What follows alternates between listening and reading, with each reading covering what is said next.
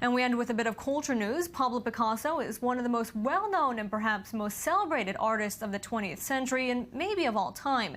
And now some of his lesser-known works, including paintings focusing on war and politics, are on display at a Tel Aviv museum. Maya Malgate visited the exhibition. Here's her report. A rare opportunity to see hundreds of artworks by one of the world's most famous artists. The Israel Museum in Jerusalem is hosting a major exhibition of Pablo Picasso's drawings and prints. Pablo Picasso, drawing inspiration, presents a lesser-known side of the influential artist. Some collections are being shown in their entirety for the first time. Not so many people realize how Picasso managed to master so many techniques of printmaking. This is not something that is so common and so usual. He also invented sort of developed some of the techniques in a very personal way. From his blue and rose periods to Cubism and Surrealism, the show spans 7 decades of Picasso's artistic career. Picasso was present in Paris throughout the Second World War, so it's really being witness in many ways to so much adversity and so much pain experienced in Europe in so many different ways.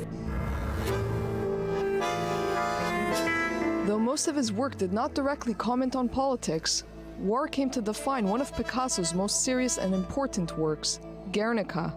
Completed in 1937, the mural-sized oil painting depicts the attack on a village in northern Spain. Nazi German and fascist Italian forces bombed defenseless civilians at the request of Spanish general and dictator Francisco Franco. Guernica is considered to be one of the greatest anti-war paintings ever created. Later on, after the bombing of Guernica during the Spanish Civil War, which Picasso learns of from the newspapers, he embarks on this huge, epic painting of the Guernica, of this atrocity. Though it is not part of the show at the Israel Museum in and of itself, its rarely seen precursors are. The Dream and Lie of Franco, a series of narrative sketches, show the artist mocking Franco and his military regime. One of Picasso's few openly political works, the artist was later criticized for his relative silence during World War II, while living under Vichy rule in Paris. Aside from the horrors of the 20th century, the show also features major paintings on loan from Paris, New York, and Madrid. I really enjoyed the exhibition. It's the second time I visited. Every time I notice something new, including his styles and his evolution as an artist. Great to see how he excels in every style and every technique he does. Very good. And Picasso only grew more prolific with age, creating hundreds of works in less than a year, just before he passed away.